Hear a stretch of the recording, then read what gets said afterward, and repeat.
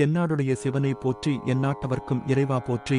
நாரதர் அளித்த பழம் தனக்கு கிட்டவில்லை என்ற காரணத்தினால் அனைத்தையும் துறந்து சிவகிரி மேல் வந்தமர்ந்த தம் மகனைத் தேடிக்கொண்டு அம்மையும் அப்பனும் பழனி வந்தனர். சண்முக நதிக்கரையில் இருந்த பசுமையான வயல்களும் அங்கு உலவிக் கொண்டிருந்த மான்களும் மயில்களும் சிவபெருமானை ஈர்த்தன.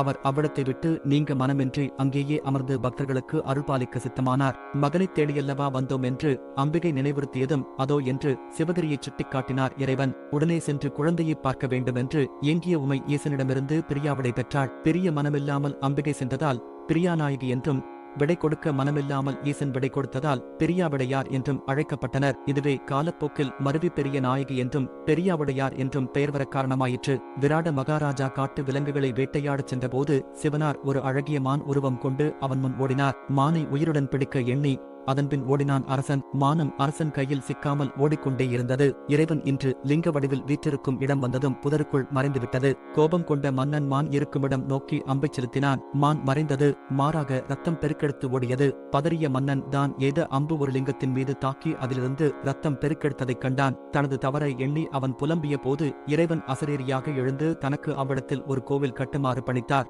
மான் வடிவில் சிவபெருமான் திருவிளையாடல் நடத்திய இடம் என்பதால் மானூர் என்று அழைக்கப்படுகிறது. ஏற்பட்ட வடலிங்கத்தில் உள்ளது. பெரியாவுடையாரே சிவசக்தி ரூபத்தில் உள்ளார் என்று கருதப்படுவதால் அம்பாளுக்கு தனிச்சன்னதி ஏதும் இல்லை. இங்குள்ள நடராஜர் உடல் முழுக்க கருப்பு வண்ணமும் முகம் மட்டும் வெள்ளை வண்ணமும் உள்ள நிலையில் காணப்படுகிறார். அருகில் சிவகாமி அம்மனும் கிடையாது. கோஷ்ட தேவதைகளாக பிரம்மா, விஷ்ணு, ருத்திரன் அமைந்திருப்பதும் கோவிலின் சிறப்பம்சமாகும். மேலும் தட்சிணாமூர்த்தி மேதா தட்சிணாமூர்த்தியாக இங்கு அருள்பாலிக்கிறார்.